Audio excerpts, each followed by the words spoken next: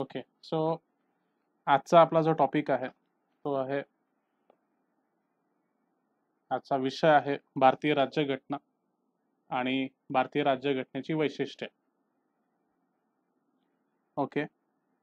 आणि आता सगळ्यात पहिले आपण थोडंसं रिव्हिजन करणार आहोत आणि मग आपण पुढे चालणार आहोत. मागच्या लेक्चरमध्ये आपण सर्व आर्टिकल्स बघितले. समतेचा हक्क, त्यानंतर स्वातंत्र्याचा हक्क, शोषणापासून हक्क, शोषणापासून संरक्षण. ठीक आहे. त्याच्यामध्ये वेगवेगळे आपण आर्टिकल्स बघितले. Article 23, article 24. आणि आजचा आपला टॉपिक आहे तो म्हणजे धार्मिक स्वातंत्र्याचा हक्क. धार्मिक स्वातंत्र्याचा हक्क. धार्मिक स्वातंत्र्याचा हक्क. ठीक आहे. सो काही मुलं आता आज पहिल्यांदा आलेले आहेत, सो त्यांनी काळजी करायची नाहीये. ज्या लेक्चर पासून तुम्ही जॉईन केलेलं आहे तिथून पुढे तुम्ही समजायचा प्रयत्न करा. आधीचे जे लेक्चरचे व्हिडिओ आहेत ते तुमच्यापर्यंत पोहोचवले जातील. सो धार्मिक स्वातंत्र्याचा हक्क हा मूलभूत हक्क आहे आणि आर्टिकल आर्टिकल 25 ते आर्टिकल 28 या 3 कलमांमध्ये हे सर्व जे हक्क आहेत ते दिलेले आहेत. ठीक आहे. तर सगळ्यात पहिले आपण बघूयात जो आर्टिकल 25 आहे किंवा कलम 25. तर सगळ्यात पहिली गोष्ट तुम्हाला लक्षात ठेवायची आहे की हे जे सगळे कलम आहेत, म्हणजे मूलभूत हक्कांमध्ये जेवढे काही कलम आहेत, कलम 12 ते कलम 35, या प्रत्येक कलमाचे मूळ विषय कोणकोणते आहेत हे तुम्हाला व्यवस्थित माहिती असलं पाहिजे की प्रत्येक कलमामध्ये कोणता विषय हाताळला गेलेला आहे. ठीक आहे. मग प्रत्येक कलमाची जी पहिली लाईन असते, ठळक लाईन असते, ती तुम्हाला माहिती असली पाहिजे. ठीक आहे. तर मग यामध्ये सगळ्यात पहिला जो हक्क आहे आर्टिकल 25, कलम 25. ठीक आहे. याच्यामध्ये काय दिलेलं आहे? Freedom of conscience. Freedom of कॉन्शन्स.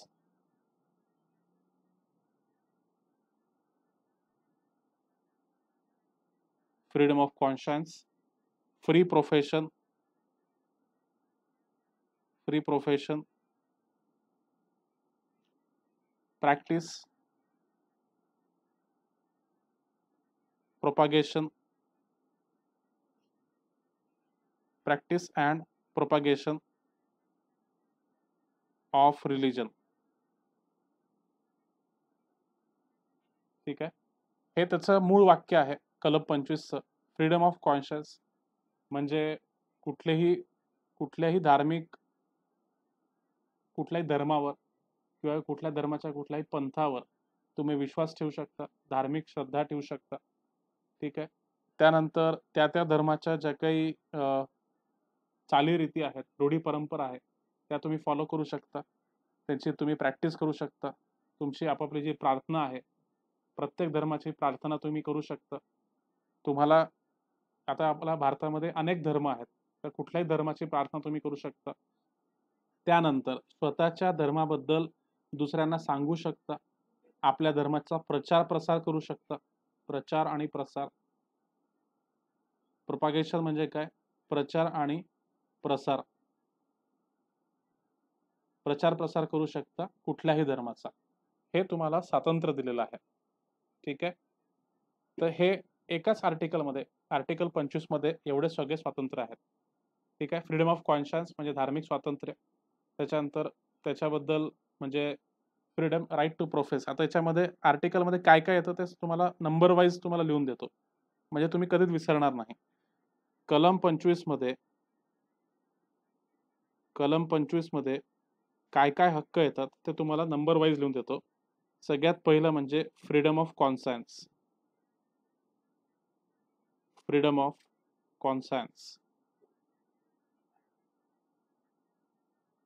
Okay.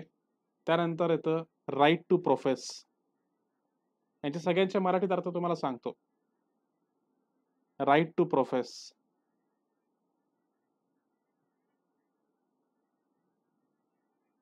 Okay. त्यानंतर right to practice. Right to practice. त्यानंतर right to propagate. Right to propagate. ह्या 4 गोष्टी येतात त्याच्यामध्ये. कधीही कुठलाही अभ्यास करताना तुम्ही अशा पद्धतीने जर नंबर वाईज लक्षात ठेवलं, की कलम 25 मध्ये किती गोष्टी आहेत, तर ह्या 4 गोष्टी आहेत. मग तुम्हाला रिवाईज करायला पण सोपं जाईल आणि लक्षात ठेवायला पण सोपं जाईल. ठीक आहे. मग आता फ्रीडम ऑफ कॉन्शियन्स म्हणजे काय आहे? कुठलाही धर्म, कुठलाही पंथ किंवा कुठलाही देव त्यांच्यावर श्रद्धा ठेवण्याचं, निष्ठा ठेवण्याचं स्वातंत्र्य प्रत्येकाला दिलेलं आहे. आपल्या आपल्या चॉईसचं कुठलाही धर्म, पंथ किंवा देव त्याच्यावर तुम्ही विश्वास ठेवू शकता. ठीक आहे. त्यानंतर राईट टू प्रोफेस म्हणजे काय? स्वतःच्या स्वतःचे जे धार्मिक विचार आहेत ते सगळ्यांसमोर जाहीर करणे. स्वतःचे धार्मिक विचार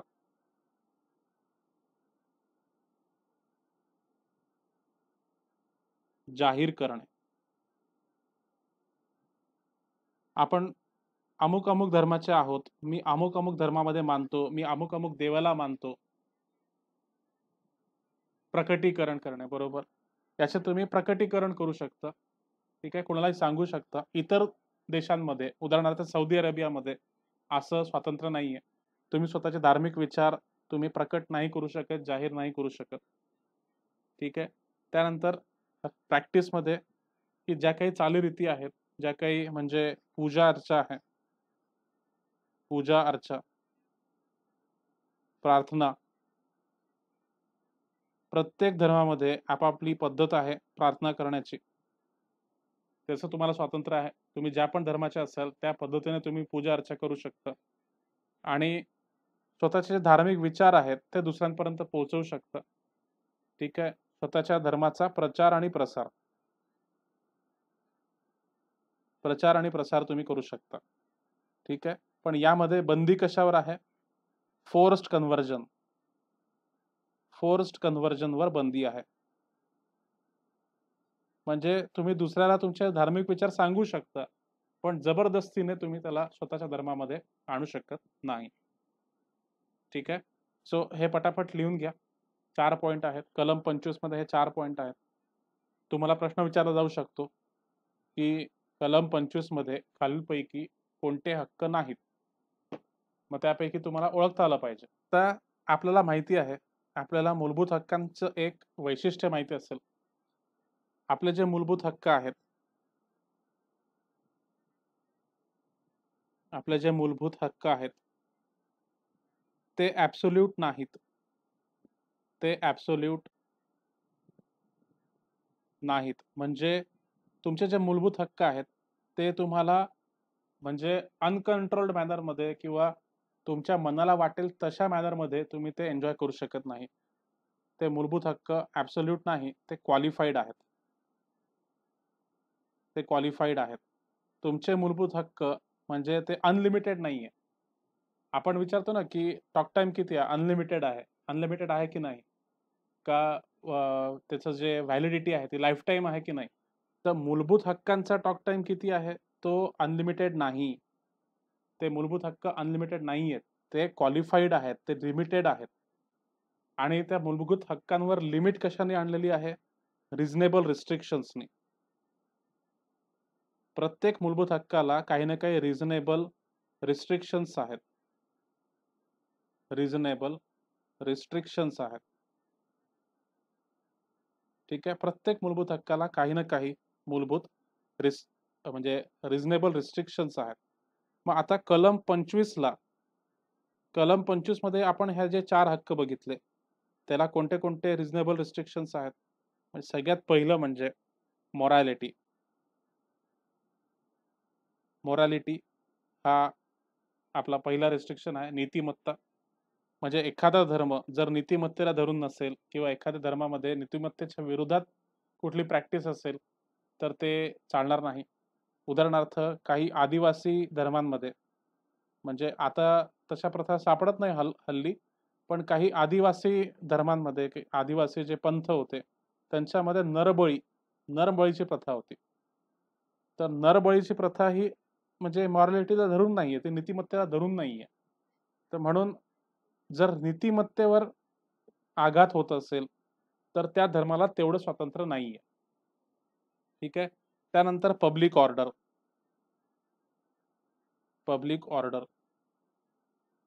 कायदा आणि सुव्यवस्थेला जर धोका होत असेल एखाद्या धर्मामुळे किंवा त्या धर्माच्या प्रार्थनेमुळे, तर त्या धर्माला तुम्हाला कंट्रोल करावं लागेल. शासन तेवढं तुम्हाला परमिशन देणार नाही. ठीक आहे.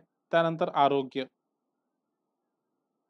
एखादी पूजा-पाठ किंवा एखाद्या जे काही सणवार आहेत, कुठल्याही धर्माचे काही काही प्रॅक्टिसेस आहेत, तर त्याच्यामुळे जर त्या धर्माच्या लोकांच्या आरोग्यावर परिणाम होत असेल किंवा कुठल्याच व्यक्तीच्या आरोग्यावर परिणाम होत असेल, तर त्या धर्मावर रिस्ट्रिक्शन्स घालाव्या लागतील. ठीक आहे. सो हे सगळे म्हणजे रिझनेबल रिस्ट्रिक्शन्स आहेत कलम 25 साठी. मग तुम्हाला प्रश्न विचारला जाईल की कलम 25 मध्ये जे धार्मिक स्वातंत्र्याचा हक्क आहे त्यावर कोणती कोणती बंधने आहेत. कलम 25 मधल्या धार्मिक स्वातंत्र्याच्या हक्कावर कोणती कोणती बंधने आहेत, तर त्यांची यादी तुम्हाला इथे दिलेली आहे. पटापट लिहून घ्या. कोणतं बंधन आहे, कोणतं बंधन नाही, हे तुम्हाला ओळखायला लावतील. ठीक आहे. यामध्ये एका धर्माला सूट दिलेली आहे बघा. आपण इथे बघतो आहे की पब्लिक ऑर्डरला जर धोका असेल तर त्या धर्मावर बंधने असतील. ठीक आहे. पण इथे एका धर्माला सूट दिलेली आहे. तो धर्म कोणता तुम्ही सांगू शकता का? पब्लिक ऑर्डर हा जो मुद्दा आहे, पब्लिक ऑर्डर हा जो मुद्दा आहे त्याच्यामध्ये एका धर्माला सूट दिलेली आहे. तर तो धर्म कोणता तुम्ही सांगू शकता का? आपल्याकडे एवढे धर्म आहेत बघा, पण एका धर्माला सूट दिलेली आहे.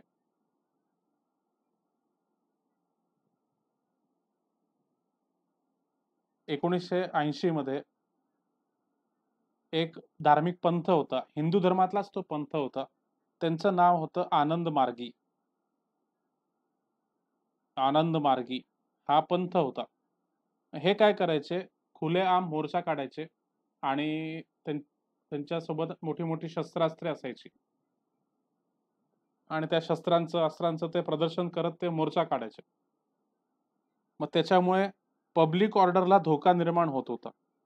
म्हणून सरकारने काय केलं, या पंथावर बंदी आणली होती. ठीक आहे. तर अशा प्रकारचं स्वातंत्र्य मुस्लिम लोकांना कशा प्रकारचं स्वातंत्र्य आहे? मोनिकाने कदाचित करेक्ट आन्सर दिलेला आहे. रामकृष्ण मिशन, अरविंद सोसायटी, नाही हे तुमचं बरोबर आहे सचिन, पण मला दुसऱ्या गोष्टीबद्दल तुम्हाला बोलायचं आहे. फॉर एक्झाम्पल, आपल्याकडे बघा शीख धर्म आहे. शीख धर्म यांना एक सूट दिलेली आहे की ते कृपाण सोबत ठेवू शकतात. ठीक आहे. कारण की त्याचे जे शीख धर्माचे हे 5 मूल तत्व आहेत. 5 मूल तत्व आहेत आणि ते प्रत्येक शीखाने ते फॉलो केलं पाहिजे असा तो त्यांच्या धर्मामध्ये नियम आहेत. आणि म्हणून ते 5 मूल तत्व त्यांच्या धर्माचं केंद्रस्थान आहेत. म्हणून ते त्यांना सूट दिलेली आहे. तर ते 5 मूल तत्व काय? कंघा, कच्छा, केश आणि कृपाण आणि 5वं कडा. हातामध्ये कडा असतो बघा. मग हातातला कडा, कंघा, कच्छा, केश, कृपाण हे 5 मूलभूत तत्व आहेत. पटापट लिहून घ्या. आणि म्हणून शीख बांधवांना या आर्टिकल 25 मध्ये पब्लिक ऑर्डर साठी सूट दिलेली आहे. म्हणजे ते कृपाण ठेवू शकतात स्वतःसोबत. तुम्ही पब्लिक प्लेसेसला किंवा स्टेट बँकेमध्ये वगैरे तुम्ही जात असाल, तर तुम्हाला ती पाटी पाहायला मिळेल, की कुठल्याच प्रकारचं शस्त्र-अस्त्र तुम्हाला बाळगण्यास बंदी आहे. परंतु शीख धर्मीय कृपाण ठेवू शकतात. अशा प्रकारचा बोर्ड तुम्हाला वाचायला मिळेल. कलम 26. आता याचं जे टायटल आहे, प्रत्येक कलमाचं टायटल तुम्हाला माहिती पाहिजे, ते पाठ पाहिजे. कारण की त्यांनी भरपूर गोष्टी सोप्या होणार आहेत.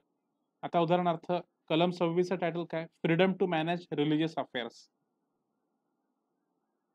Freedom to manage freedom to manage religious affairs. म्हणजे त्यांच्या ज्या धार्मिक क्रिया आहेत किंवा धार्मिक विधी आहेत, त्या मॅनेज करण्याचा हक्क त्यांना आहे. प्रत्येक धर्माला आपापल्या धार्मिक क्रिया, आपापल्या धार्मिक विधी मॅनेज करण्याचा हक्क आहे. म्हणजे आता तुम्हाला माहिती असेल, की आपल्याकडे काही संस्थाने आहेत. काही धार्मिक संस्थाने आहेत. बरोबर? उदाहरणार्थ आपल्याकडे शिर्डी संस्थान आहे. शनी शिंगणापूर संस्थान आहे. शनी शिंगणापूर. त्यानंतर शेगाव संस्थान आहे. ठीक आहे. मग हे प्रत्येक हां, बालाजी आहे. त्याच्यानंतर पूर्ण देशभरात तर तुम्ही बघितलं तर अशा अनेक संस्थान आहेत. ठीक आहे. अजमेर शरीफ आहे अजमेरला. ठीक आहे. त्याच्यानंतर बरीच अशी संस्थाने आहेत, की ते मंदिर पण चालवतात, पण त्या मंदिराच्या व्यतिरिक्त काही-काही अनेक ॲक्टिव्हिटीज चालवतात. ठीक आहे. तर मग या त्यांच्या धर्मांना धार्मिक क्रिया आणि धार्मिक विधी ते फॉलो करण्याचं आणि त्या मॅनेज करण्याचं पूर्ण स्वातंत्र्य त्यांना दिलेलं आहे. पण कशाबद्दल?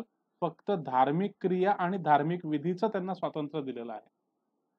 मग एखादं संस्थान असेल, ते कशा-कशा प्रकारचं ते ॲक्टिव्हिटीज करतात. ते धार्मिक ॲक्टिव्हिटीज करतात.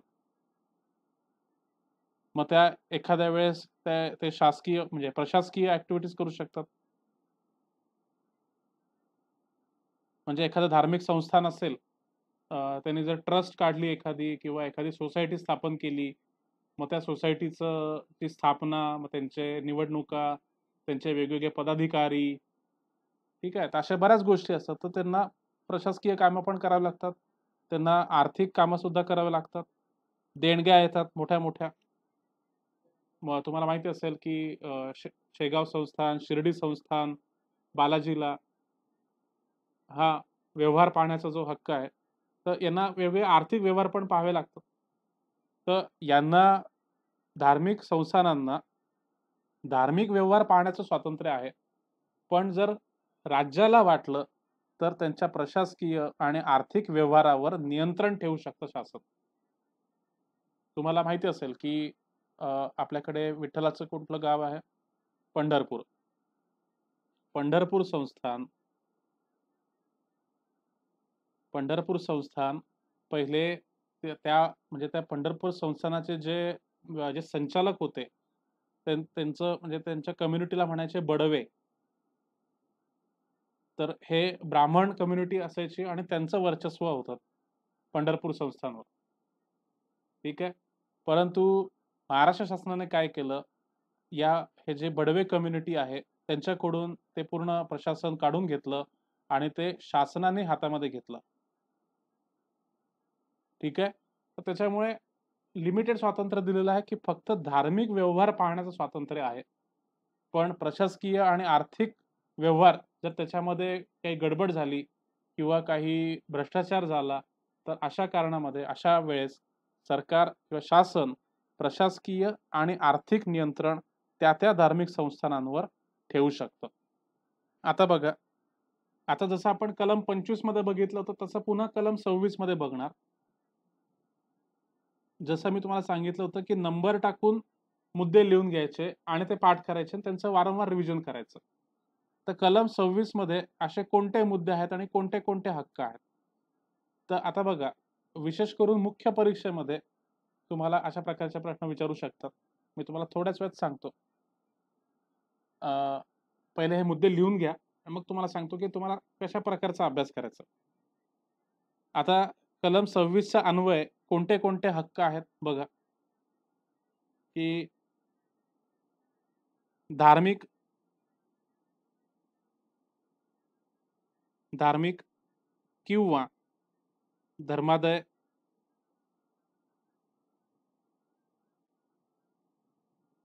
धर्मादाय संस्था स्थापन करणे.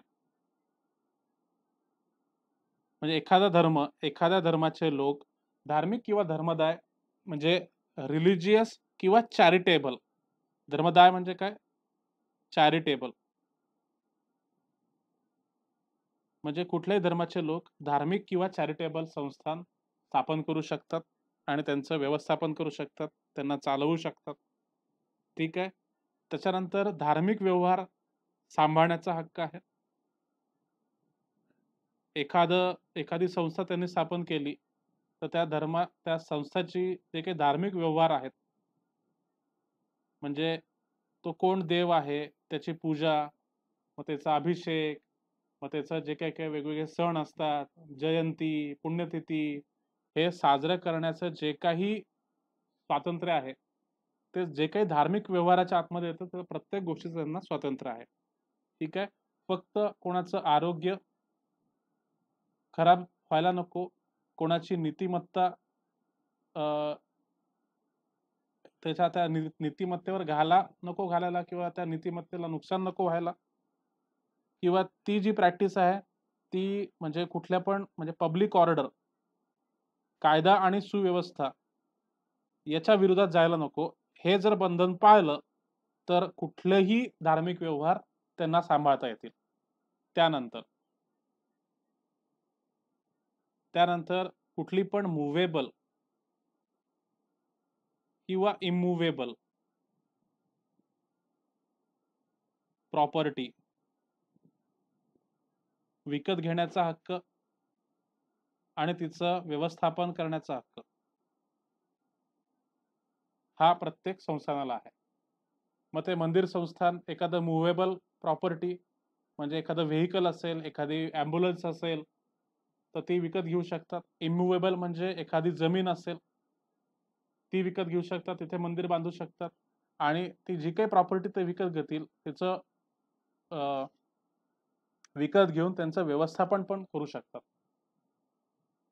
ठीक आहे. तर हे स्वातंत्र्य आर्टिकल 26 मध्ये आहे. आणि त्याच्यानंतर चौथा हक्क आहे, की अशी कोणतीही पण अ, मालमत्ता कोणतीही मालमत्ता कायद्यानुसार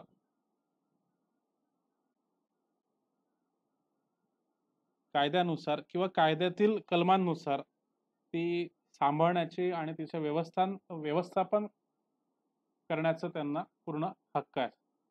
अशी कोणतीही मालमत्ता कायद्यानुसार सांभाळण्याचा हक्क. अशी कुठलीही त्यांनी मूव्हेबल किंवा इमूव्हेबल प्रॉपर्टी घेतली, तर कायद्याच्या अखत्यारीत राहून त्या कायद्याच्या कलमांनुसार ती प्रॉपर्टी ते सांभाळू शकतात, तिचं व्यवस्थापन करू शकतात. तर हे 4 हक्क या कलम 26 च्या अंडर आहेत. हे पटापट लिहून घ्या. आता ह्या ज्या गोष्टी आहेत त्या कॉमनली तुम्हाला सांगतो आहे. मग राज्यसेवा असेल किंवा तुमची कंबाईंड परीक्षा असेल, या दोन्ही परीक्षांसाठी हे जे मी आता सांगतो आहे, हे तुमच्यासाठी खूप महत्त्वाचं आहे. हे तुम्हाला लक्षात ठेवायचं आहे. पुन्हा एकदा डिस्क्लेमर देतो मी तुम्हाला एक, की हे जे मी आता सांगायला जाणार आहे, हे जे काही मी तुम्हाला सांगणार आहे, हे तुम्हाला कोणीही सांगणार नाही. हे कुठेच अवेलेबल नाही. तुम्ही कुठलाही पुस्तक बघा किंवा कुठलाही YouTube व्हिडिओ बघा, तुम्हाला कुठेही अशा प्रकारचे एनालिसिस मिळणार नाही. म्हणून व्यवस्थित कान उघडे ठेवून, डोकं शांत ठेवून ऐका मी काय सांगतोय. पूर्व परीक्षेमध्ये जे प्रश्न येतात, ते लेव्हल 1 इन्फॉर्मेशनवर आधारित असतात. लेव्हल 1 इन्फॉर्मेशनवर आधारित असतात. म्हणजे जवळ-जवळ 40 ते 50% प्रश्न हे लेव्हल 1 इन्फॉर्मेशनवर असतात.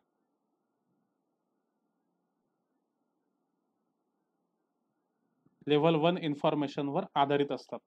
आता लेव्हल 1 इन्फॉर्मेशन म्हणजे काय? थोड्याच वेळात तुमचं क्लिअर होऊन जाईल. काही काळजी करू नका. ठीक आहे? त्याच्यानंतर उरलेले 50 म्हणजे उरलेले जे काही प्रश्न आहेत, ते लेव्हल 2 वर असतात. Level 2 information. उरलेले 40 ते 50 जे प्रश्न आहेत किंवा मार्क्स आहेत, ते लेव्हल 2 इन्फॉर्मेशनवर आधारित असतात. बरोबर?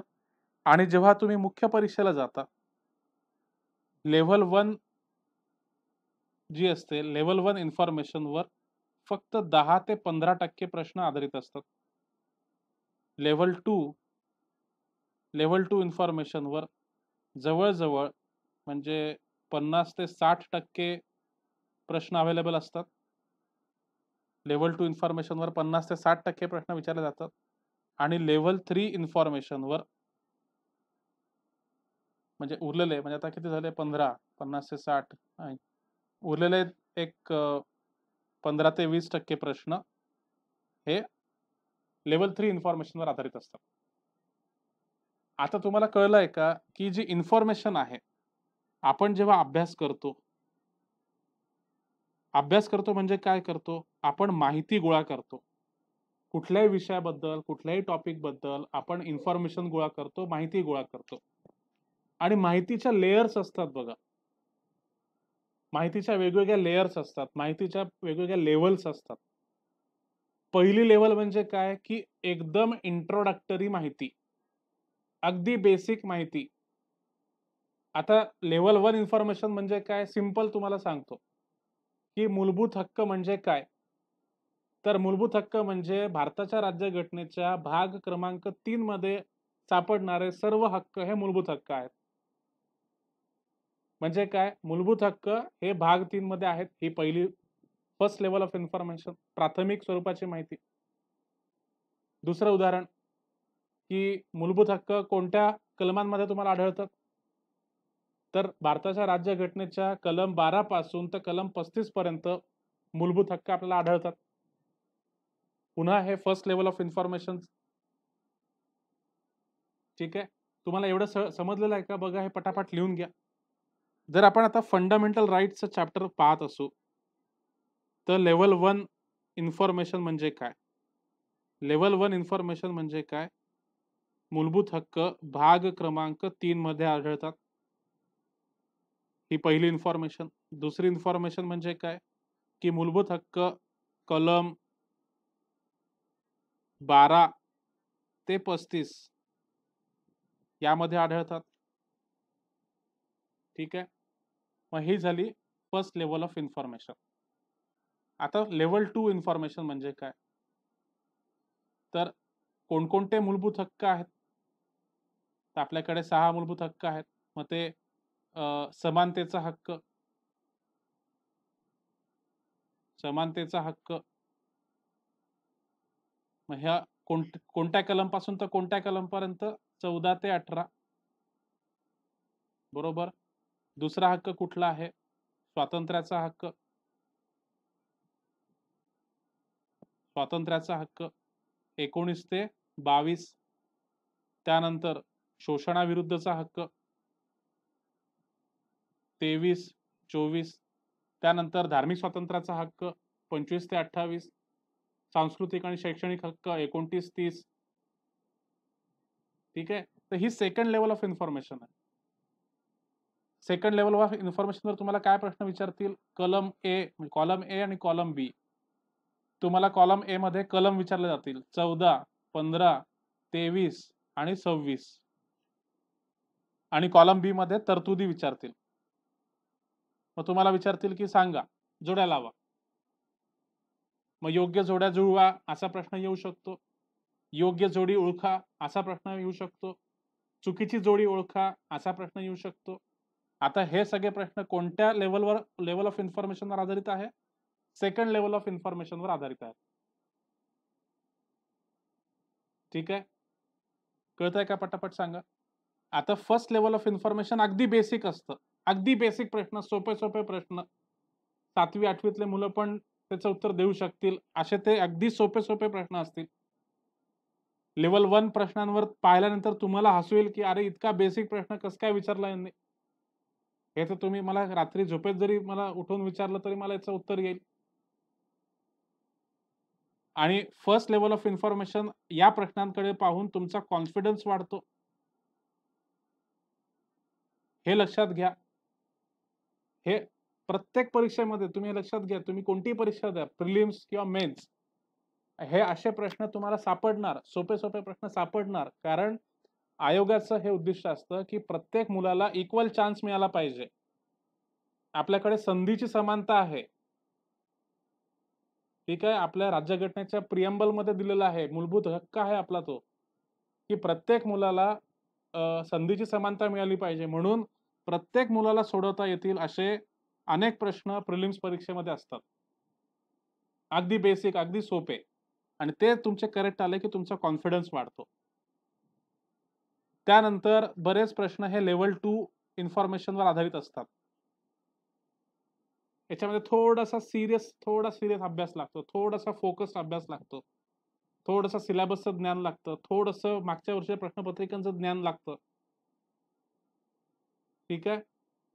तर मेजॉरिटी म्हणजे जर सीरियस कॅन्डिडेट असतील, तर ते लेव्हल 1 आणि लेव्हल 2 चे प्रश्न व्यवस्थित सॉल्व्ह करतात. आता बोलूयात लेव्हल 3 प्रश्नांवर. Level 3 information.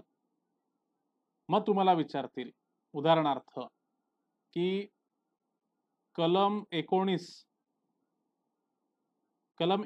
मध्ये जे आपल्याला हक्क आहेत, त्याच्यासाठी रिझनेबल रिस्ट्रिक्शन्स कोणत्या आहेत?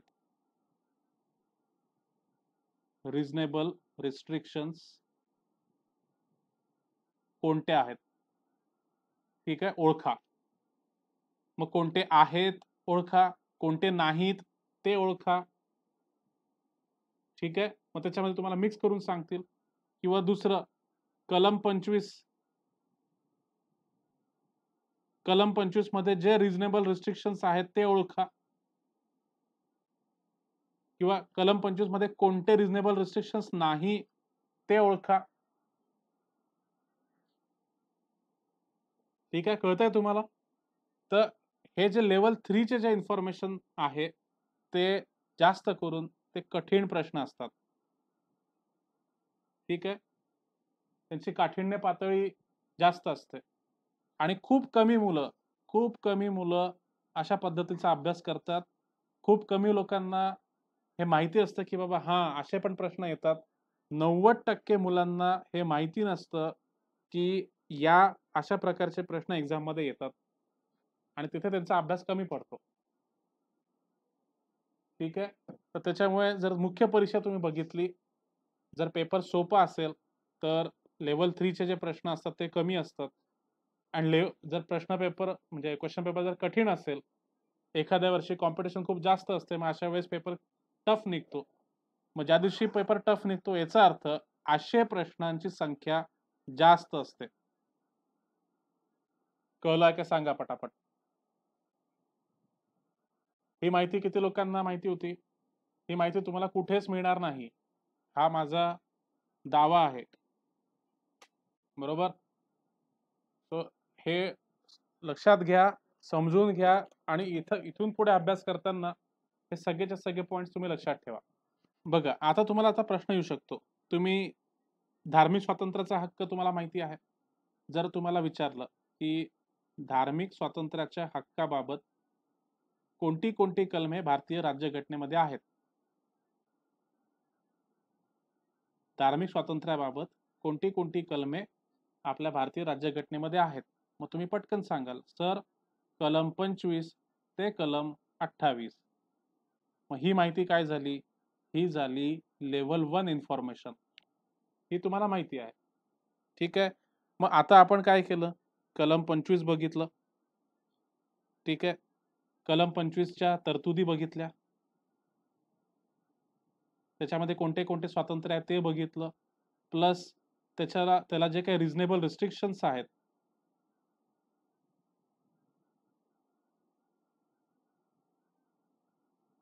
ते आपण बघितलं. त्याच्यानंतर आपण कलम 26 बघितलं, त्याच्या तरतुदी बघितल्या. ठीक आहे. त्याच्यानंतर त्याच्यातल्या ज्या रिझनेबल रिस्ट्रिक्शन्स आहेत त्या पण बघितल्या आपण, की बाबा फक्त धार्मिक व्यवहारांना बघण्याचं स्वातंत्र्य आहे. आर्थिक आणि प्रशासकीय व्यवहारांवर शासन नियंत्रण ठेवू शकतं. ठीक आहे. मग आता तरतुदी या काय आहेत?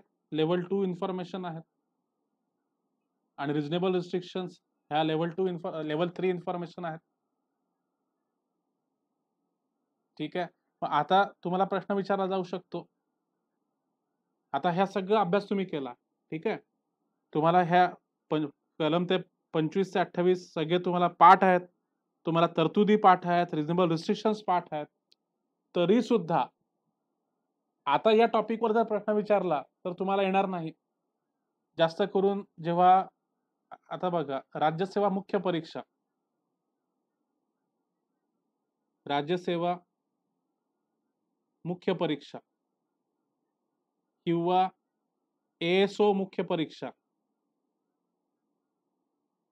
कंबाइंड परीक्षामध्ये जी एएसओ ची मुख्य परीक्षा आहे, असिस्टंट सेक्शन ऑफिसर, ठीक आहे, याच्या मुख्य परीक्षेमध्ये पॉलिटी हा घटक खूप जास्त असतो.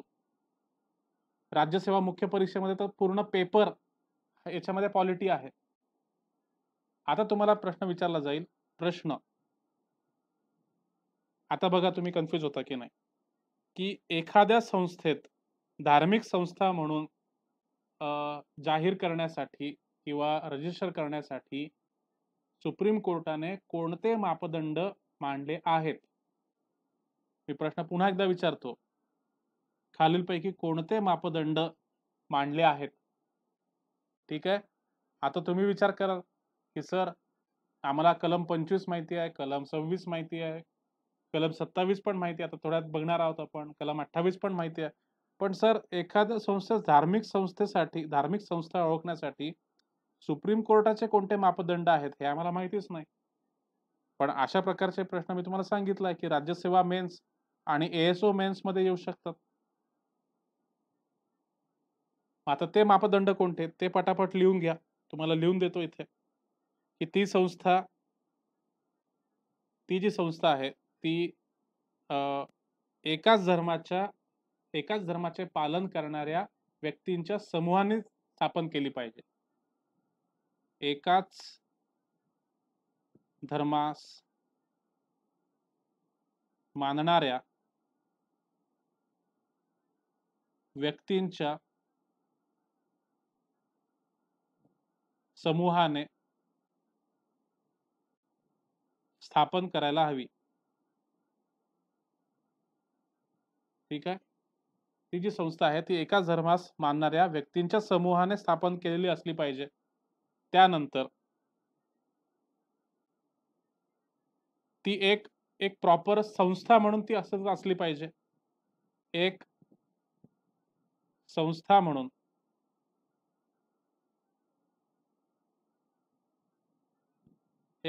म्हणून तिचे अस्तित्व असले पाहिजे. ठीक आहे. आणि तिचं जे नाव आहे ते नाव युनिक असलं पाहिजे. तिचे नाव हे वेगळे असले पाहिजे.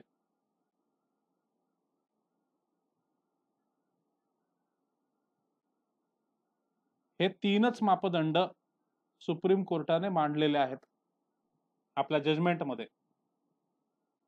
ठीक आहे. पटापट लिहून घ्या. आणि या तिघांपैकी जर या तिघांपेक्षा कुठलं वेगळं ऑप्शन जर तुम्हाला दिसलं तर ते चुकीचं ठरेल. मग त्यांच्या आधारावर काही संस्थांना मान्यता मिळाली आणि काही संस्थांना मान्यता नाही मिळाली. ठीक आहे. तर सुप्रीम कोर्टाने कोणाकोणाला मान्यता दिली ते पण समजून घ्या. एक म्हणजे रामकृष्ण मिशन.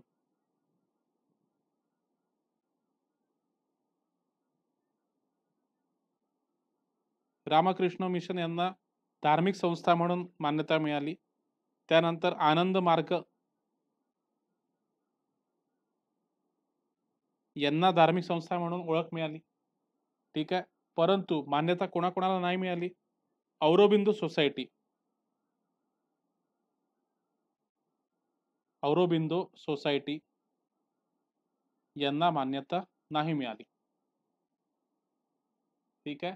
कारण की जे मापदंड सुप्रीम कोर्टाने मांडले होते, की एकाच धर्माच्या पालनकर्त्यांनी त्याला स्थापना केली पाहिजे. तो एक एक व्यक्तींचा समूह असला पाहिजे. एक प्रॉपर ऑर्गनायझेशन, एक प्रॉपर संस्था म्हणून तिचे अस्तित्व असले पाहिजे. तिचे जे नाव आहे ते वेगळे असले पाहिजे. तर या कुठल्याच मापदंडामध्ये ही सोसायटी बसली नाही. म्हणून त्यांना धार्मिक संस्था म्हणून मान्यता नाही मिळाली. ठीक आहे. मग तुम्हाला हा पण प्रश्न विचारला जाऊ शकतो, की खालीलपैकी कोणत्या संस्थेत धार्मिक संस्था म्हणून मान्यता मिळाली नाही? तर इथे 1, 2, 3 आणि 4 1, 2, 3 आणि 4 असे ऑप्शन तुम्हाला दिले जातील. मग खालीलपैकी कोणत्या संस्थेस मान्यता मिळाली नाही? तर करेक्ट ऑप्शन काय राहील? 4. ओके. असे थोडेसे वेगळे आणि थोडेसे ऑफबीट प्रश्न पण आयोग तुम्हाला विचारतं. हे तुम्हाला समजून घ्यायचं आहे. जेव्हा एक्झाम असते थोडंसं तुम्ही सायकॉलॉजी समजून घ्या एक्झामची.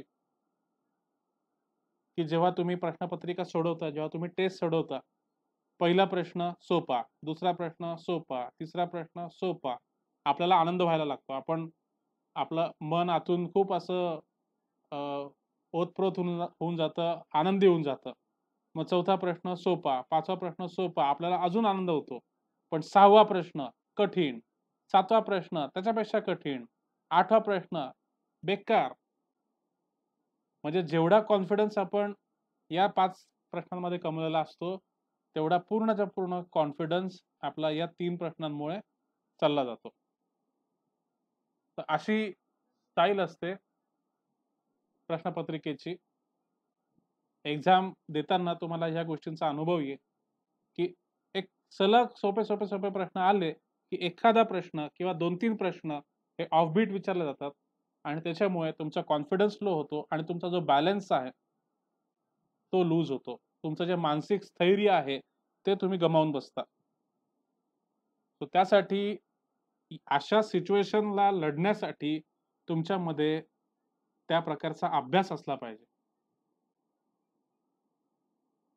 ते जे कन्सेप्ट्स आहेत, जे त्या कन्सेप्टमध्ये जे बारकावे आहेत, ते समजून घेण्याची टेक्निक तुम्हाला माहिती पाहिजे. आणि नाराज होण्याचं काही कारण नाही अक्षय. तुम्हाला ह्या गोष्टी माहिती पाहिजे, की बाबा कशा पद्धतीने आपल्याला पेपर सॉल्व्ह करायचा आहे आणि पेपरमध्ये कोणकोणत्या अडचणी येणार आहेत. ह्या आजच मी तुम्हाला लेक्चरमध्ये सांगून देतोय, की ह्या अडचणी तुम्हाला पुढे जाऊन येणार आहेत. ज्या ज्या वीकली टेस्ट आपण सोडवणार आहोत, त्या टेस्टमध्ये पण तुम्हाला अनुभव येणार आहे. की सुरुवातीचे 7-8 प्रश्न एकदम सोपे आणि एकदम 9वा प्रश्न, 10वा प्रश्न एकदम कठीण. मग त्याच्यामुळे त्या सिच्युएशनला हँडल कसं करायचं? ते टेक्निक आहे. आता तुमच्यापैकी बऱ्याच लोकांना अनुभव आले असतील मागच्या आठवड्याच्या टेस्टमध्ये. नसतील आले तर येतील पुढे. माहेश्वरी, ओके, त्यांना मोनिका दोघींना हा अनुभव आलेला आहे. तर अशा तुम्हाला अडचणी येणार आहेत. तर या सिच्युएशनला कसं हँडल करायचं? कसा आपला अभ्यास आता अशी सिच्युएशन तोच स्ट्रॉंगली हँडल करू शकतो, की ज्याचे बेसिक कन्सेप्ट क्लिअर आहेत. ज्याला सर्व गोष्टी समजलेल्या आहेत. याच्यामध्ये घोकमपट्टीला कुठलाही वाव नाही. घोकमपट्टी, रट्टाफिकेशन याला अजिबात वाव नाही. ठीक आहे. जर तुम्हाला व्यवस्थित समजलं असेल, कन्सेप्टवर कमांड असेल, तुमचा कॉमन सेन्स आणि तुमचा प्रेझेन्स ऑफ माइंड असेल, तर तुम्हाला जास्तीत जास्त फायदा होणार आहे. ठीक आहे. तर ह्या गोष्टी पण तुम्हाला हळू शिकायच्या आहेत. ते तुम्हाला मी टप्प्याटप्प्याने तुम्हाला सांगणार आहे.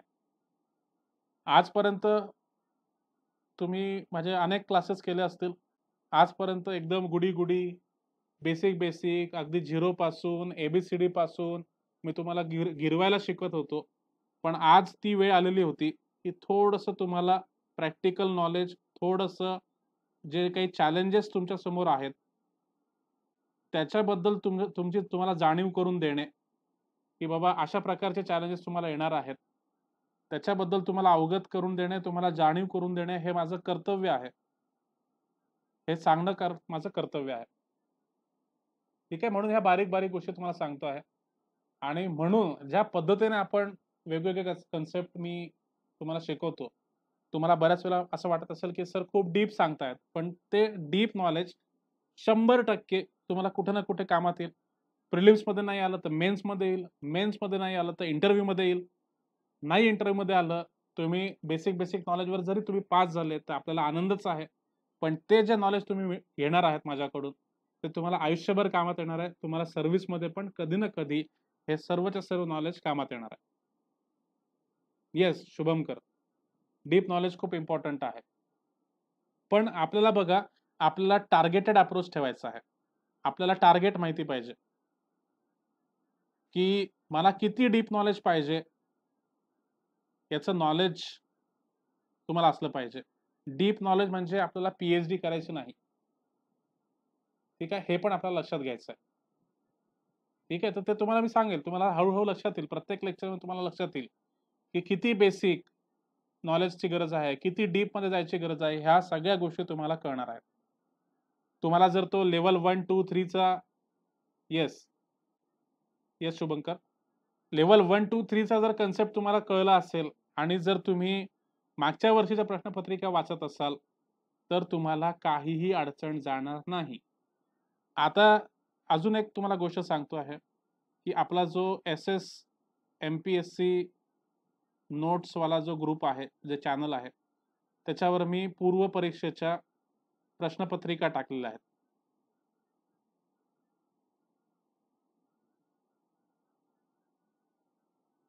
पूर्व परीक्षा म्हणजे मागच्या काही वर्षाच्या प्रश्नपत्रिका टाकलेल्या आहेत. किंवा त्याचं जर टाकला नसतील, तर मी ते एकदा तो ग्रुप बघतो. पुन्हा एकदा तुमच्या त्या ग्रुपवर पाठवतो. काही लोकांना ह्या पर्सनली पाठवलेल्या आहेत आणि जर काही लोकांपर्यंत पोहोचल्या नसतील, तर ह्या ग्रुपवर तुम्हाला 100% त्या सर्व प्रश्नपत्रिका पाहायला मिळतील.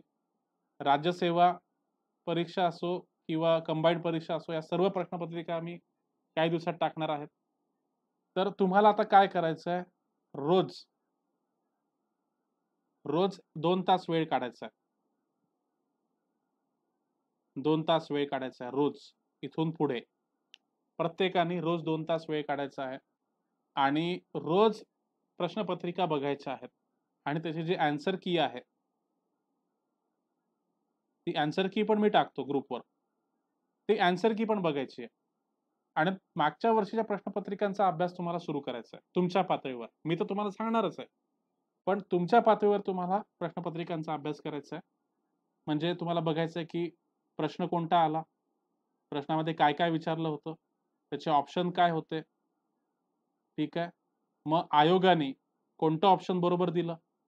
मग आयोगाने दुसरा ऑप्शन बरोबर दिलं असेल, तर ते का दिलं? आयोगाने पहिलं, तिसरं आणि चौथं हे चुकीचं जर दिलेलं असेल, तर ते का दिलं? हे जाणून घेण्याचा प्रयत्न करायचा आहे. विचार करायचा. जे टॉपिक आपले शिकवून झालेले आहेत, त्या पद्धतीने तुम्हाला याचा अभ्यास करायचा आहे आणि तुमचा एक-एक प्रश्नपत्रिका झाली, की ती पुढे चालायचं आहे तुम्हाला. तर रोज तुमचं प्रश्नपत्रिकांचं वाचन झालं पाहिजे. रोज कमीत कमी एक 30 ते 50 प्रश्न तुमचे वाचून झाले पाहिजे आणि अशा पद्धतीने तुमचं एनालिसिस झालं पाहिजे, की जेणेकरून तुम्हाला कळेल, की एक्झॅक्टली परीक्षेमध्ये कसे प्रश्न येतात. ठीक आहे. तुम्हाला थिअरेटिकल नॉलेज मी देईल, पण तुम्हाला प्रॅक्टिकल तुम्हाला स्वतः बघायचं आहे, एक्झाम तुम्हाला द्यायची आहे. मी तुम्हाला एक्झाम हॉलपर्यंत घेऊन जाऊ शकतो. पण तुम्हाला प्रश्नपत्रिका तुम्हाला वाचायची आहे, सर्कल तुम्हाला करायचे आहेत. ठीक आहे. तर त्यामुळे आता पूर्व परीक्षेमध्ये असे प्रश्न येतात, मुख्य परीक्षेमध्ये असे प्रश्न येतात. मागच्या 2016 मध्ये असा प्रश्न विचारला होता, 2019 मध्ये तसा प्रश्न विचारला होता. हे मी तुम्हाला सांगेल. पण एक्झॅक्टली काय विचारलं होतं, कसं विचारलं होतं, कशा पद्धतीने हे लोकं प्रश्न विचारतात, याचा अभ्यास तुम्हाला सुद्धा करावा लागेल. ठीक आहे. तर आता मला पटकन सांगा, कलम 25 आपण बघितला आणि कलम 26 आपण बघितला.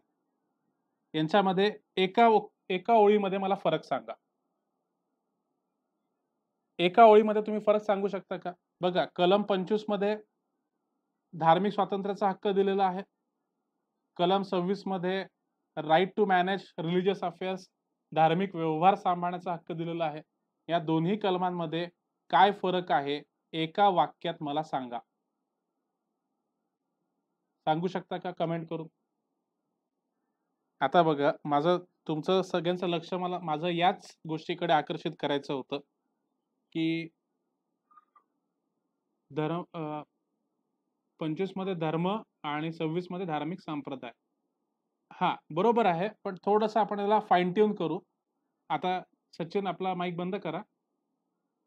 बघा, कलम 25 मध्ये व्यक्तींचे स्वातंत्र्य सांभाळल्या गेलेले आहे. कलम 25 ला कलम 25 मध्ये व्यक्तींचे स्वातंत्र्य सांभाळले गेलेले आहे. पण कलम 26 मध्ये सामूहिक हक्क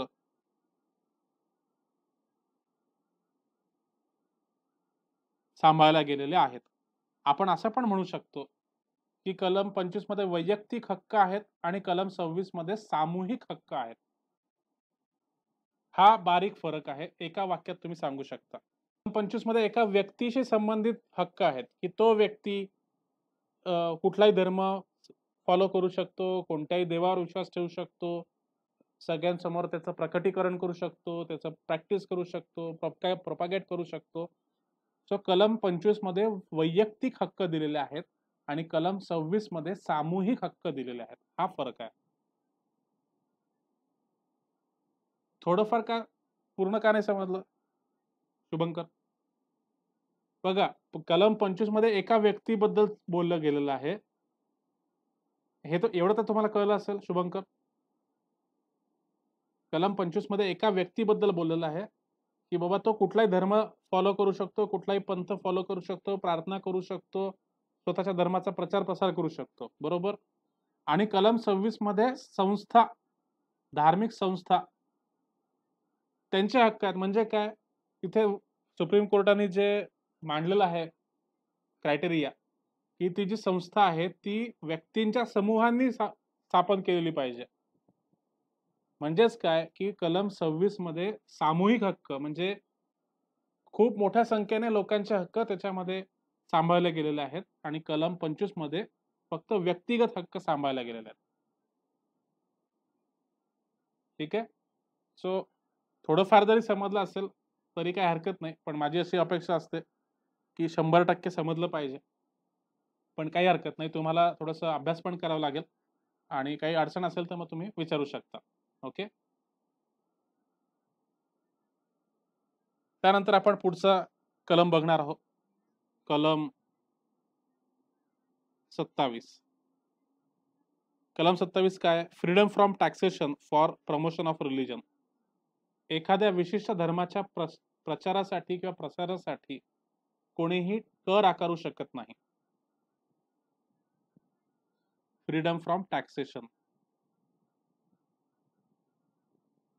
फ्रीडम फ्रॉम टॅक्सेशन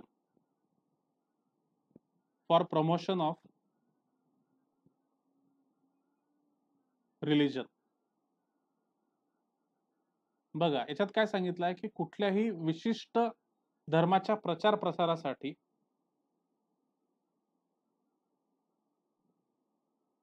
कुठल्याही विशिष्ट धर्माच्या प्रचार प्रसारासाठी कोणीही टॅक्स वसूल करू शकत नाही. शुभमचा प्रश्न आहे, की कलम 25 चे रिस्ट्रिक्शन 26 ला सेम राहतील का? हो, बरोबर आहे. मग वैयक्तिक हक्क असो का सामूहिक हक्क असो, ओके, की बाबा पब्लिक ऑर्डर, मॉरॅलिटी आणि तुमचं काय म्हणतात त्याला, हेल्थ, आरोग्य, पब्लिक ऑर्डर आणि मॉरॅलिटी हे जे रिस्ट्रिक्शन आहे ते सेम राहतील. मग ते व्यक्तिगत असो किंवा सामूहिक असो. मग असं असं आहे का काही, की बाबा एखादा व्यक्ती करू शकत नाही एखादी गोष्ट, पण ती सगळ्या लोकांनी एकत्र आले तर ते करू शकतात, असं काही आहे का? नाहीये. जसं आपल्याकडे सती प्रथा होती. तर एखाद्या एखादी स्त्री स्वतःहून सती गेली किंवा एका फॅमिली मधली स्त्री सती गेली, तर ते योग्य आहे किंवा ते अयोग्य आहे. आणि जर 100 स्त्रिया सती गेल्या एक सोबत आणि पूर्ण सामूहिकरित्या त्यांनी सती प्रथा स्वीकारली, तर ते योग्य आहे असं आहे का? असं काहीच नाही. एका व्यक्तीने गुन्हा केला काय आणि 100 लोकांनी गुन्हा केला काय? तो सारखाच आहे. कळतंय शुभम?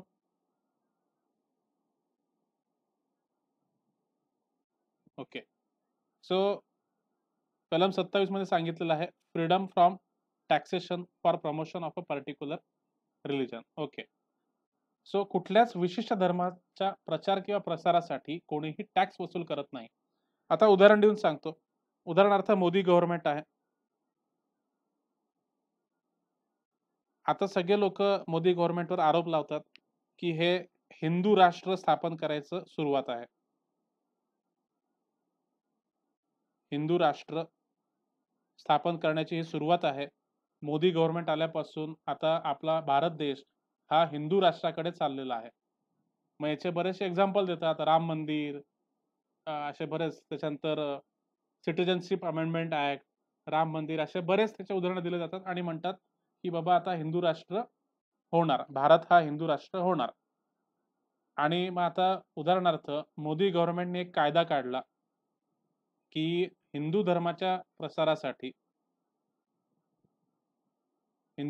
प्रसारासाठी आपल्याला आता हिंदू धर्माचे जे लोक आहेत किंवा ओव्हरऑल हे जे पॉलिटिकल लोक आहेत, राईट विंग लोक आहेत, हे काय मानतात, हिंदू म्हणजे जसं राम मंदिरचं शिलान्यास झाला आणि राम मंदिरचं बांधकाम आता सुरू झालं. मग उदाहरणार्थ समजून घेण्यासाठी सांगतो आहे. उदाहरणार्थ गव्हर्नमेंटनी जर असा कायदा काढला की राम मंदिराच्या कन्स्ट्रक्शनसाठी प्रत्येक भारतीयाला टॅक्स द्यावा लागेल, 1% टॅक्स, किंवा असं पकडून चला की 1 रुपया टॅक्स प्रत्येक भारतीयाला द्यावा लागेल. ठीक आहे. मग आता 130 करोड लोक आहेत 2011च्या जनगणनेनुसार आणि आता ते 141 पर्यंत गेले असतील. ठीक आहे. मग प्रत्येक भारतीयाने 1 रुपया द्यायचा म्हटला तर ते किती होतात? 141 करोड होतात. मग असा जर टॅक्स काढला तर तशा प्रकारचा टॅक्स हा घटनेच्या विरुद्ध राहील. कुठलीच सरकार, केंद्र सरकार असो किंवा राज्य सरकार असो, ती सरकार अशा प्रकारचा कुठलाच टॅक्स हिंदू धर्माच्या किंवा कुठल्याही धर्माच्या प्रचार प्रसारासाठी, प्रमोशनसाठी असा कुठलाही टॅक्स वसूल करू शकत नाही. आणि जरी वसूलला तरी कुठलाच भारतीय तो भरण्यासाठी बांधील राहणार नाही. असा या कलम 27 चा अर्थ आहे. समजलं का सांगा, म्हणजे आपल्याला पुढे जाता येईल. याच्यामध्ये टॅक्स हा शब्द वापरला आहे. टॅक्स आकारण्यावर बंदी आहे. ठीक आहे. पण फीला बंदी नाही. फीला बंदी नाही. ठीक आहे. फी घेणं अलाऊ आहे. मग तुम्ही जर एखाद्या मंदिरात गेला तर तिथे दानपेटी असते, ते फी आहे. किंवा तुम्हाला अभिषेक करायचा असेल तर तुम्हाला फी भरावी लागते, पावती घ्यावी लागते. मग तुम्हाला 2 महिन्यानंतर लाडू आणि ते काय म्हणतात त्याला, तांबूल तुमच्या घरी येतं. तुम्हाला अनुभव असेल, कुठल्या देवस्थानात तुम्ही गेला की आपले आई वडील किंवा आजी 21 रुपये देऊन अभिषेकाची पावती फाडतात. तर ती जी फी आहे तिच्यावर बंदी नाही, फक्त टॅक्सवर बंदी आहे. ओके. तुम्ही तो जो पिक्चर बघितला असेल, तो कोणता पिक्चर यार, तो याचा परेश रावलचा, तो इन्शुरन्स कंपनी आणि ते राधेमा आणि काय काय ते, oh my God, very good, oh my God. त्या ओ माय गॉड पिक्चर मध्ये तुम्हाला पाहायला मिळालं असेल की आम्ही दानपेटीमध्ये जी दक्षिणा टाकतो ती फी आहे, किंवा तिला त्यांनी म्हटलंय की तो इन्शुरन्स प्रीमियम आहे. ठीक आहे. तर त्याच्यावर बंदी नाही, फक्त टॅक्सवर बंदी आहे. पिक्चरचे उदाहरण आम्ही देतो कारण की पिक्चर हा सगळ्यांना आवडणारा विषय आहे, सगळ्यांच्या जीवाभावाचा विषय आहे. आणि पिक्चर मधलं उदाहरण दिलं तर पटकन कळतं, म्हणून पिक्चर मधली उदाहरणं. कलम 28. कलम 28, freedom from attending religious instruction. Freedom from attending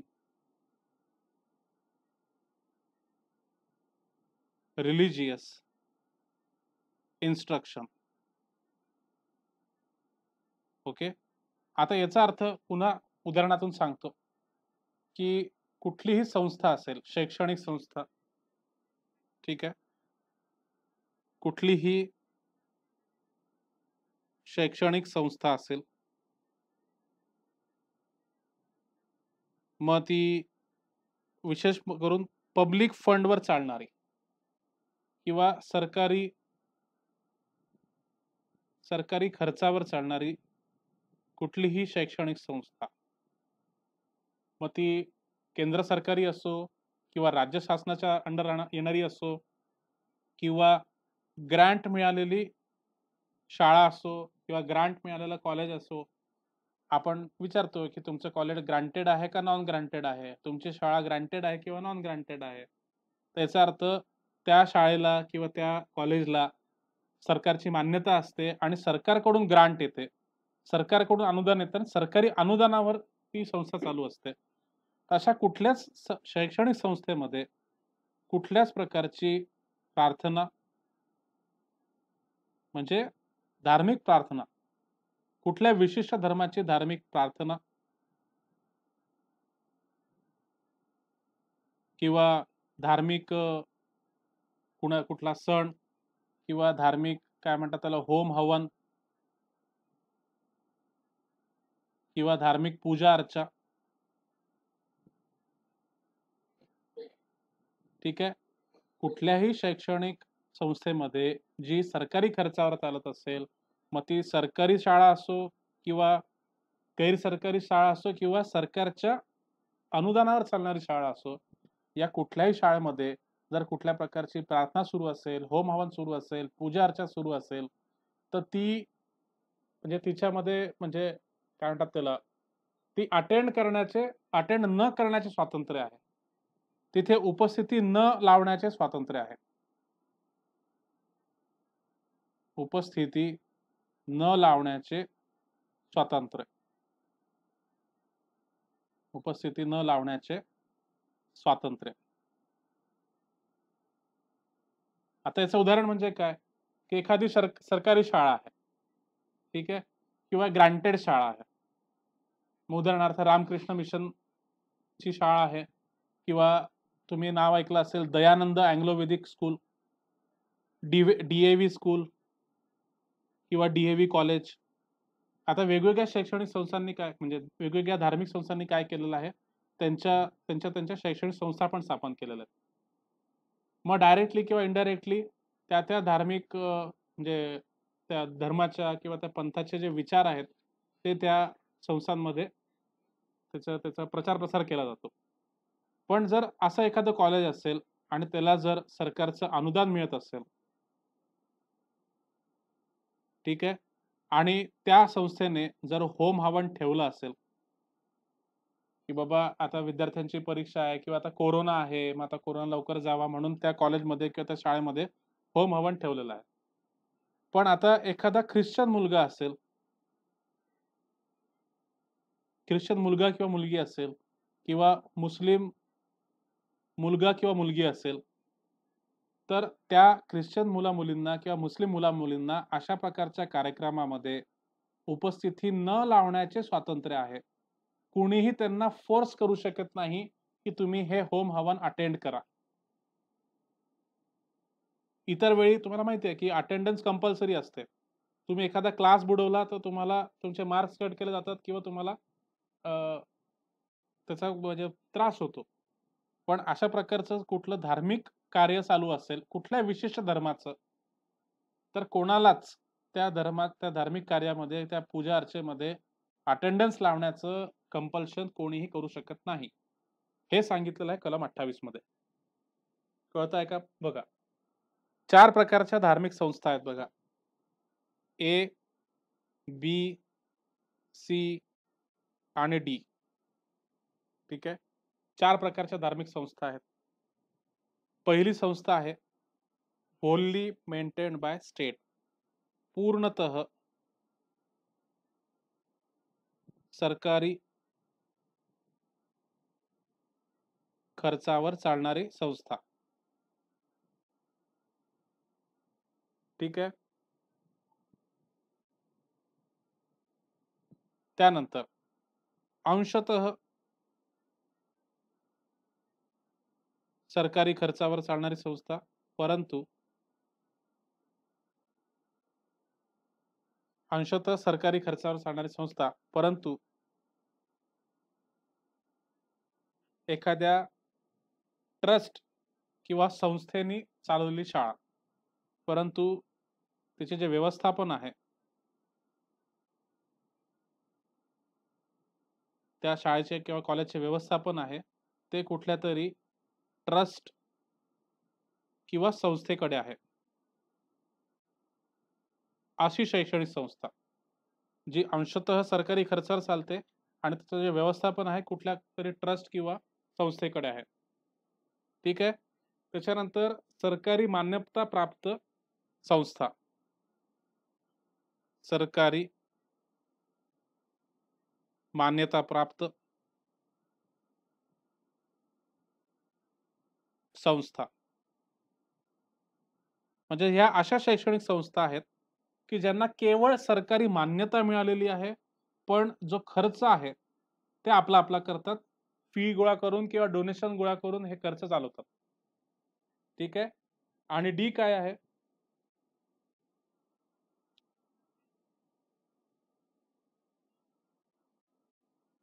सरकारी अनुदान मिळणाऱ्या संस्था.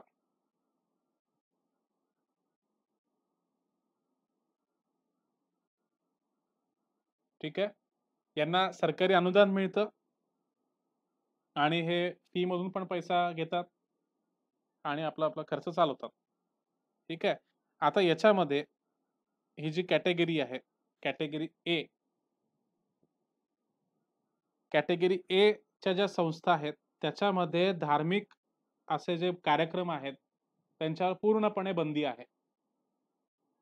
ठीक आहे. धार्मिक कार्यक्रमांवर पूर्णपणे बंदी आहे. मग तुम्हाला विचारतील की खालील पैकी कोणत्या प्रकारच्या संस्थानांमध्ये धार्मिक कार्यक्रमांवर पूर्णतया बंदी आहे, असा प्रश्न आला तर करेक्ट ऑप्शन काय राहील? ए. बरोबर.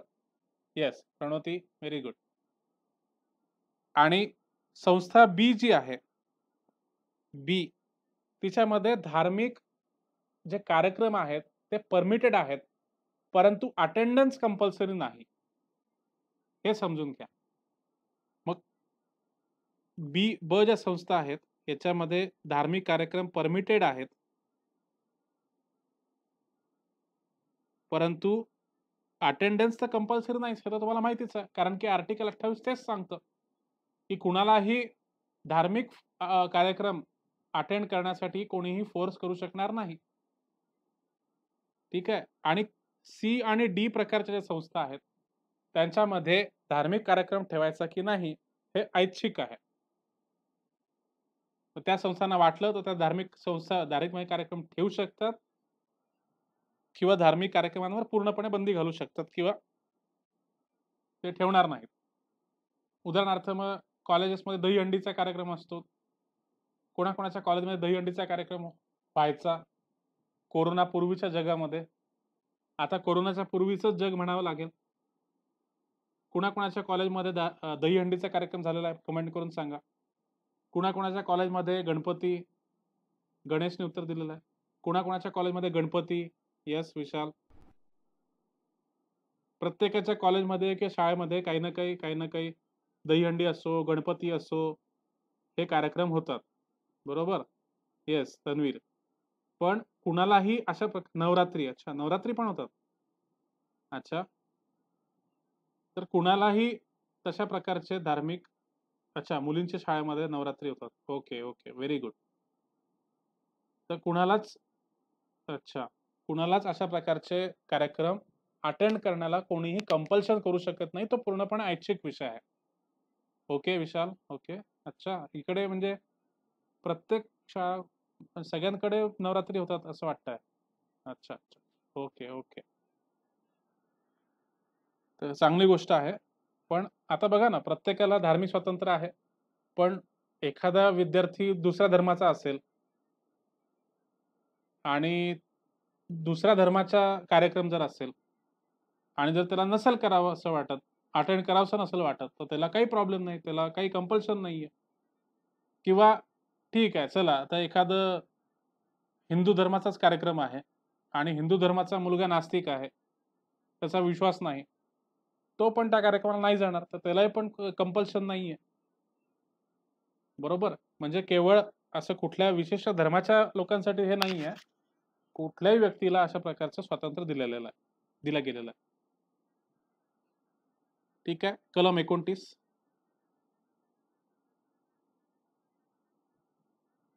कलम 29 आणि कलम 30 हे सांस्कृतिक आणि शैक्षणिक हक्क आहेत. सांस्कृतिक आणि शैक्षणिक हक्क. आता कलम 29 आणि 30 हे आपण समजून घेऊयात. सगळ्यात पहिले कलम 29. कलम 29. कलम 29 मध्ये काय सांगितलेलं आहे, की याचं जे टायटल आहे ते पहिले सांगतो. Protection of interest of minorities. Protection of interest of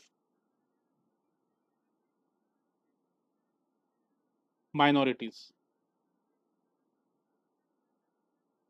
ठीक आहे. Protection of interest of minorities म्हणजे जे अल्पसंख्याक आहेत त्यांच्या हक्कांबद्दल 29 आणि 30 मध्ये बोललेलं आहे. ठीक आहे. आता याच्यामध्ये काय सांगितलेलं आहे, भारतामध्ये भारतामध्ये कुठल्याही क्षेत्रामध्ये जर कुठला सेक्शन ऑफ सिटीजन असेल, म्हणजे नागरिकांचा एखादा घटक नागरिकांचा एखादा घटक असेल, भारताच्या कुठल्याही कानाकोपऱ्यामध्ये नागरिकांचा जर एखादा घटक असेल आणि त्या नागरिकांच्या घटकाची एक विशिष्ट अशी भाषा असेल,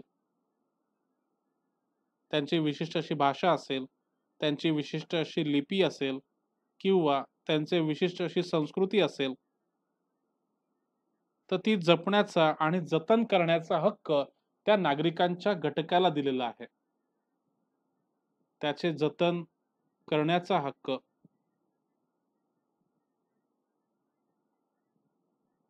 त्या नागरिकांच्या घटकांना दिलेला आहे. मग देशाच्या कोणत्याही कानाकोपऱ्यामध्ये असा नागरिकांचा कुठलाही घटक असेल, तर त्यांना या तिघांचं जतन करण्याचा हक्क दिलेला आहे. मग आता याच्यामध्ये मायनॉरिटी हा शब्द आहे फक्त टायटलमध्ये दिलेला जरी असला, तरी यामध्ये केवळ अल्पसंख्याक यांच्याबाबत बोलल्या गेलेलं नाहीये. यांच्यामध्ये नागरिकांचा कोणताही घटक आहे. कोणताही घटक असू शकतो. मग आता याच्यात सुप्रीम कोर्टाने सांगितलेलं आहे, की सेक्शन ऑफ सिटीझन म्हणजे काय? नागरिकांचा घटक म्हणजे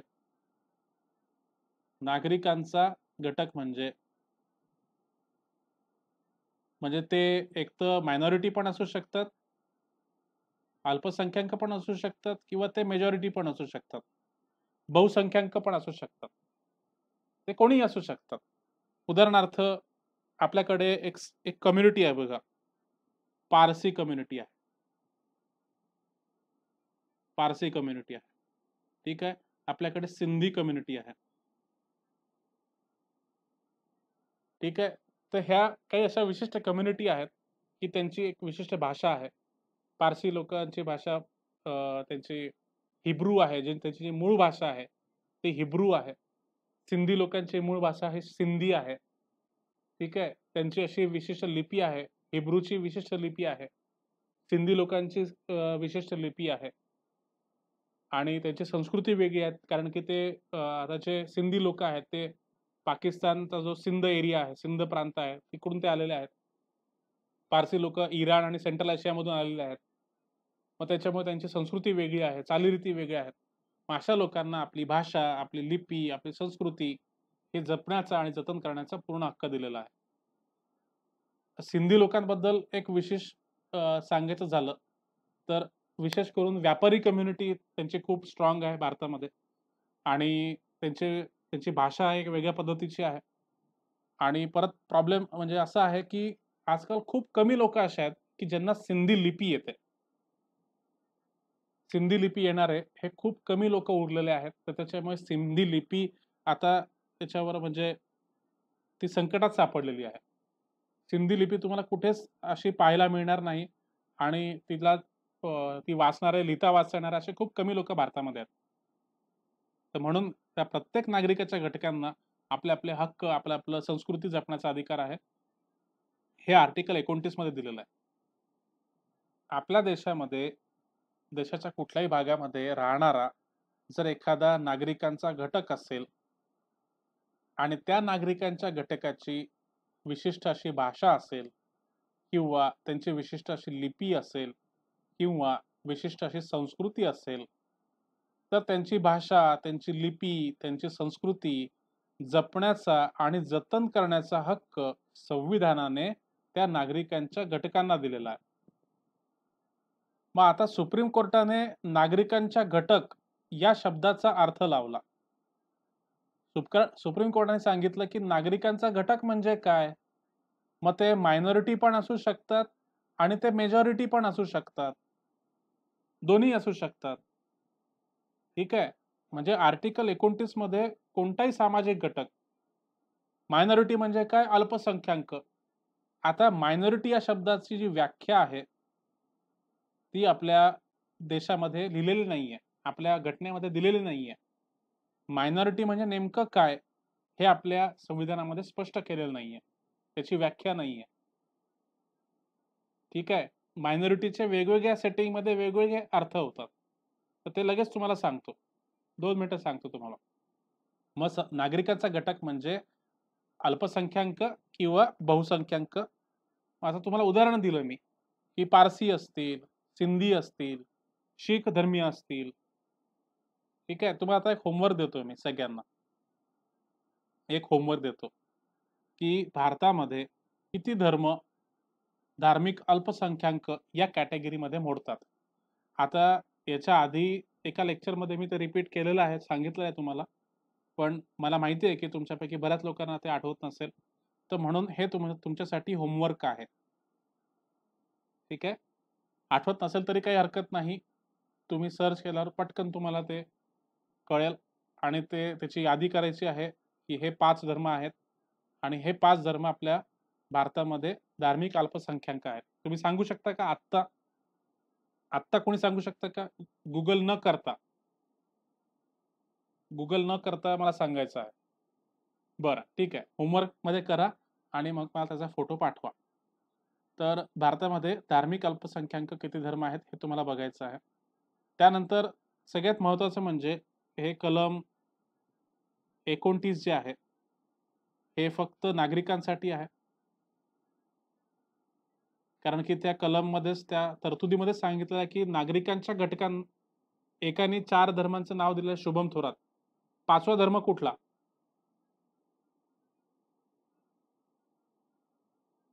शुभम थोरातने 4 धर्म सांगितले ते बरोबर आहेत. 5वा धर्म सांगा कोणी? मुस्लिम तांबोळी असं काही नाहीये. मुस्लिम धर्म आहे. धार्मिक अल्पसंख्याक. तुम्ही एक धर्म विसरता आहात. अच्छा, ख्रिश्चन बरोबर. Buddhist very good. तर हे 6 धर्म आहेत. मुस्लिम, पारसी, शीख, बुद्धिस्ट, त्याच्यानंतर जैन आणि कुठला सांगितला होता? ख्रिश्चन. 6 धर्म आहेत. 1, 2, 3, 4, 5 आणि 6. अशा प्रकारचा पण प्रश्न तुम्हाला येऊ शकतो, की भारतामध्ये धार्मिक अल्पसंख्याक गट किती आहेत? हे शासनाने यांना रिकॉग्नाइज केलेलं आहे. शासनाने मान्यता दिलेली आहे. ठीक आहे. तर आपल्या घटनेमध्ये जे अल्पसंख्याक आहे किंवा मायनॉरिटी याचे 2च अर्थ आहेत. पहिला अर्थ आहे, एक आहे रिलिजियस मायनॉरिटी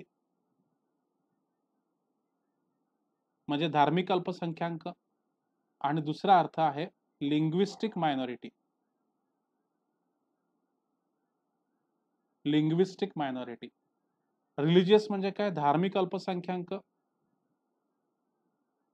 आणि लिंग्विस्टिक म्हणजे भाषिक अल्पसंख्याक. ठीक आहे.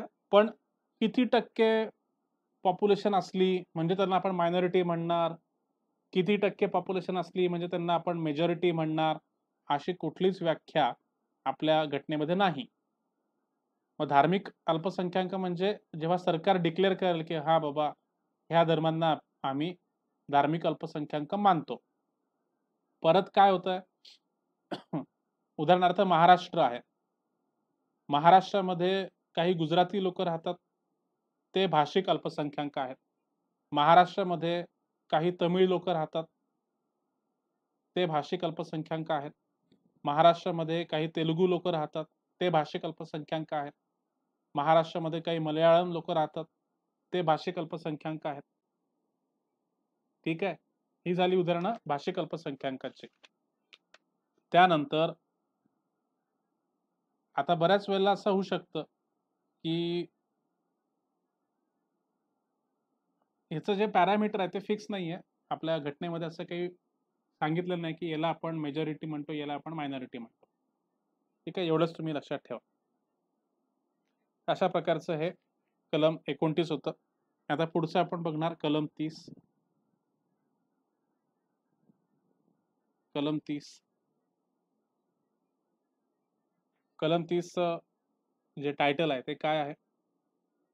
Right of minorities to establish and administer educational institution. शैक्षणिक संस्था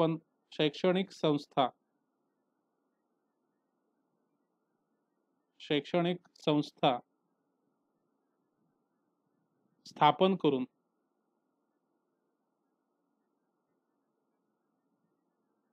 करण्याचा हक्क हा कोणाला दिलेला आहे?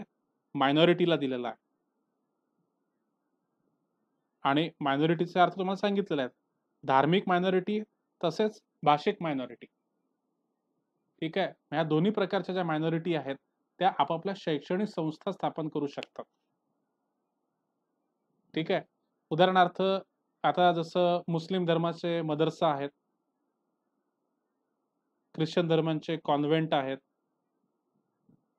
ठीक आहे. तर असे धार्मिक अल्पसंख्याक गट आपापल्या शैक्षणिक संस्था स्थापन करू शकतात. त्यासोबत आता ज्या भाषिक अल्पसंख्याक आहेत की आपल्या पूर्ण महाराष्ट्रामध्ये बऱ्याच ठिकाणी काही गुजराती हायस्कूल्स आहेत, गुजराती कॉलेजेस आहेत. ठीक आहे. तर याला आपण म्हणतो या अल्पसंख्याकांच्या शैक्षणिक संस्था. यांना आपापल्या शैक्षणिक संस्था स्थापन करण्याचा अधिकार आहे. यांच्यामध्ये जवळजवळ 75% रिझर्वेशन असतं. उदाहरणार्थ मुस्लिम शैक्षणिक संस्था असेल तर त्यांच्यामध्ये 75% जे रिझर्वेशन आहे ते त्यांच्या धर्मियांसाठी असतं, आणि उरलेले ज्या 25% सीटा आहेत त्या बाकीच्या धर्मांसाठी ओपन ठेवलेल्या असतात. उदाहरणार्थ अलीगड मुस्लिम युनिव्हर्सिटी, जामिया मिलिया इस्लामिया युनिव्हर्सिटी. ठीक आहे.